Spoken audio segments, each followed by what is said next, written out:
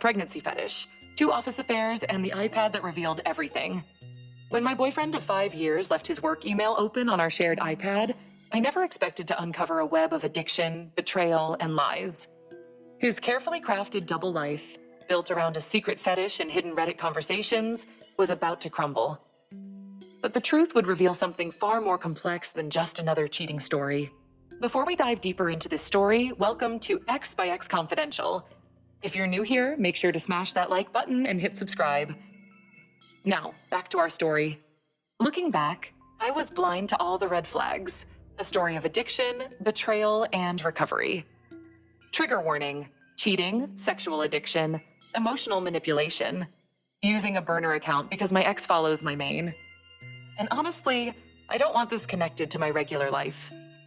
All names have been changed too. This is going to be long, but I need to get it all out. 28F, met Mark, 28M, during our last year of college. We were both studying engineering, and he seemed different from other guys I'd dated. He was thoughtful, creative, and spent hours helping me restore my grandfather's old desk when everyone else said to just buy a new one. That desk should have been my first warning sign. Mark was really good at fixing broken things, probably because he was so broken himself. We dated for 5 years, and for the first 3, I thought we were building something special. Sure, our sex life wasn't perfect. He had specific interests that I couldn't fulfill. It's pregnancy-related, but not breeding and completely legal. I tried to be understanding about it.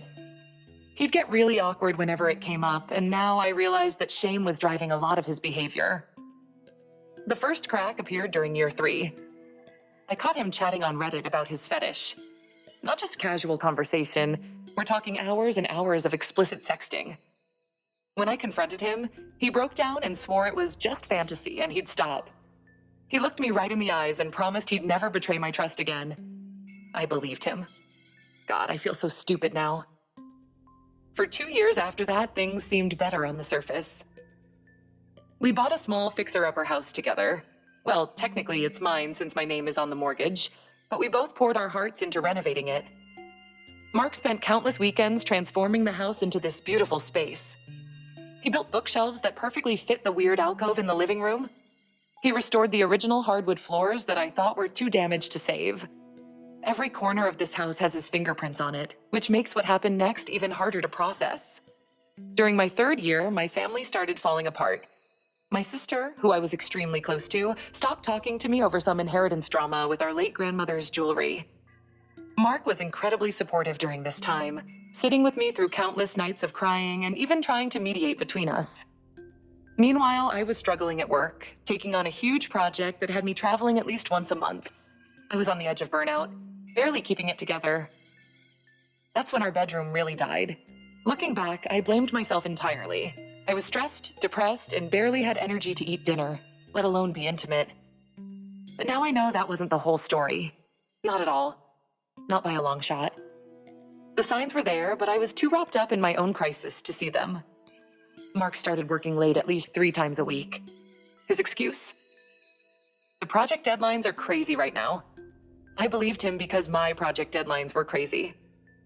He changed all his passwords. When I asked why, he said there had been a security breach at his company. Legitimate excuse, right?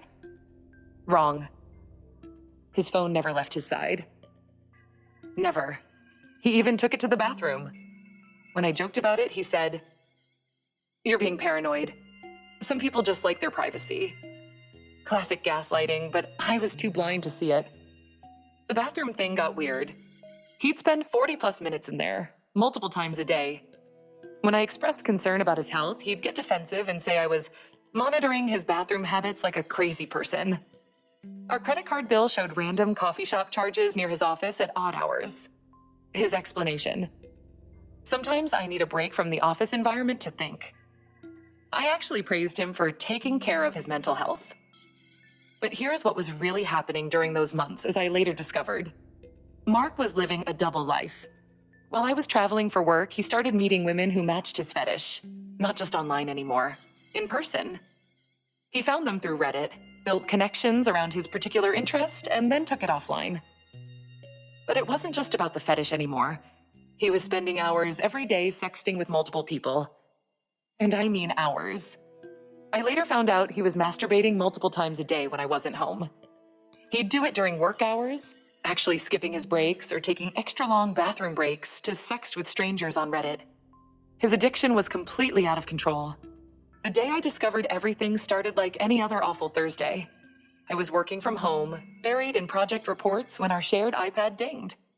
Mark had forgotten to log out of a Gmail account he had set up for his affairs. Rookie mistake for someone living a double life.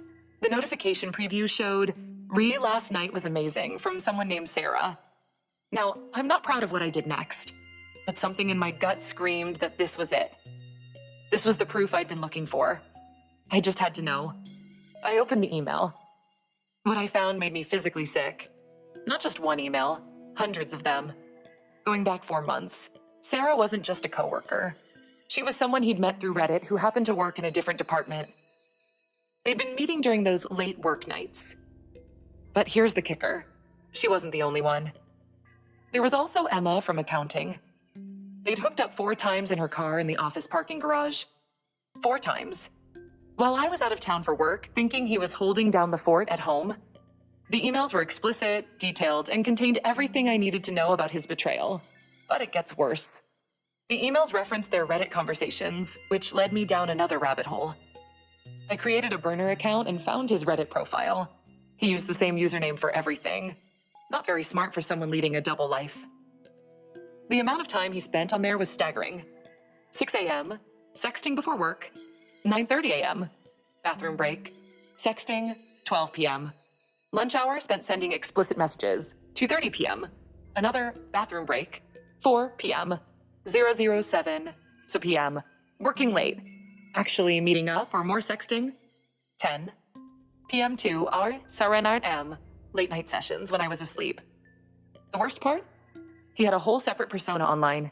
He presented himself as this sexually liberated guy in an open relationship who was ethically exploring his kinks. Ethically. The irony would be hilarious if it wasn't so painful. Some of his posts were time-stamped minutes after really intimate moments between us, like the night we stayed up talking about having kids someday. I spent the next 3 days documenting everything. Screenshots, email timestamps, Reddit posts, I saved it all. I even created a spreadsheet tracking the timeline of his betrayal against major events in our relationship. Remember when he was too sick to attend my cousin's wedding? He was with Sarah that weekend. Want to hear the part that really broke me? In one email to Emma, he wrote, "My girlfriend's family drama has her so distracted she doesn't notice anything anymore. It's actually perfect timing." He was using my pain as cover for his cheating. When I finally confronted him, I was prepared for more lies. But I wasn't prepared for what actually happened. I planned the confrontation carefully. Wait too long, and I risked losing my nerve. Move too quickly, and I might not have all the evidence. I chose a Sunday morning. He's always sluggish on Sundays, and I wanted him off balance. I had everything laid out on our dining room table. The one he'd refinished last summer as a symbol of our future together. 3 stacks of papers. Stack 1, email printouts with key sections highlighted. Stack 2, Reddit conversations, organized by date. Stack 3, my spreadsheet showing the timeline of his lies against our relationship milestones. When he came downstairs and saw me sitting there, he knew. His face went through about 5 different emotions in 3 seconds.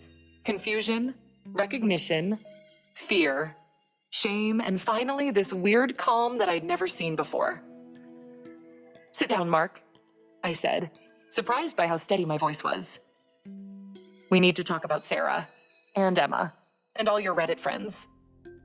He collapsed into the chair like someone had cut his strings. What happened next was the most bizarre 3 hours of my life. First came the standard cheater's script. It didn't mean anything. I never meant to hurt you. It was just about the fetish. You were so distant. I was going to tell you. But then something broke in him.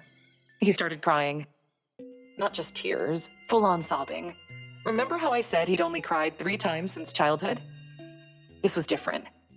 This was decades of suppressed emotion pouring out. Between sobs, the real story emerged.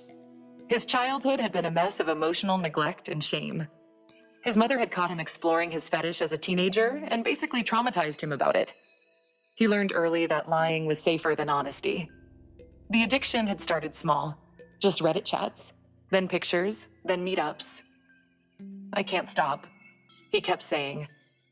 I'll be on Reddit feeling disgusted with myself, promising it's the last time, but 2 hours later I'm back.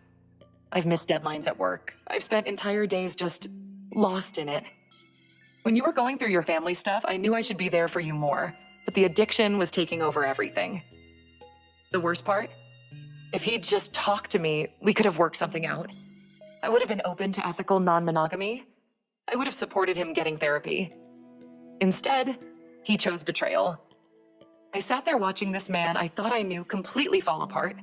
He admitted to 8 physical encounters, 4 with Sarah, 4 with Emma, hundreds of online sexual conversations, using work time for his addiction, gaslighting me about being paranoid, using my family crisis as cover, spending thousands of hours on Reddit instead of working on our relationship.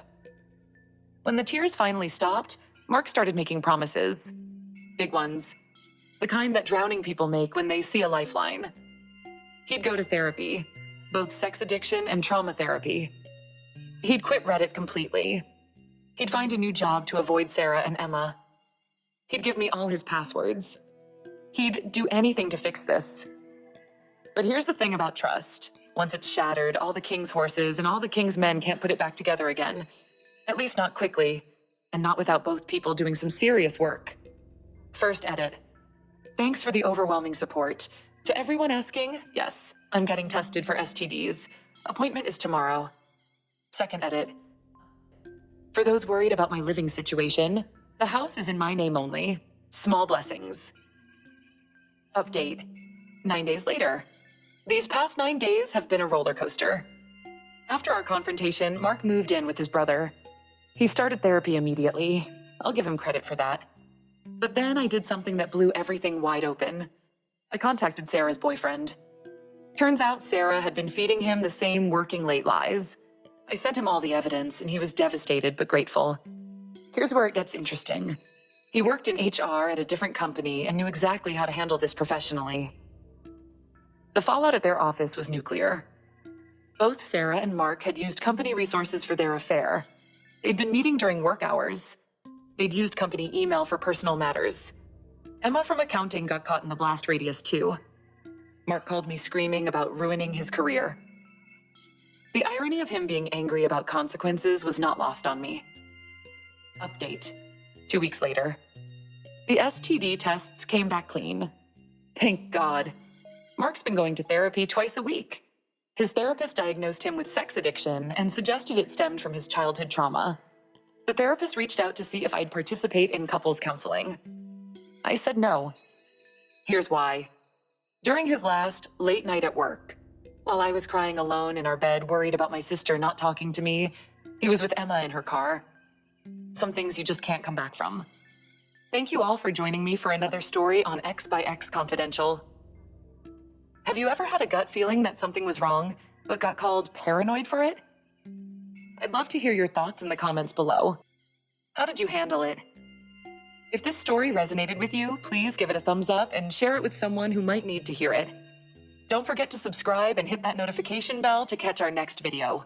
Remember, you're stronger than you think, and you're never alone in this community. Until next time, stay strong and trust your gut.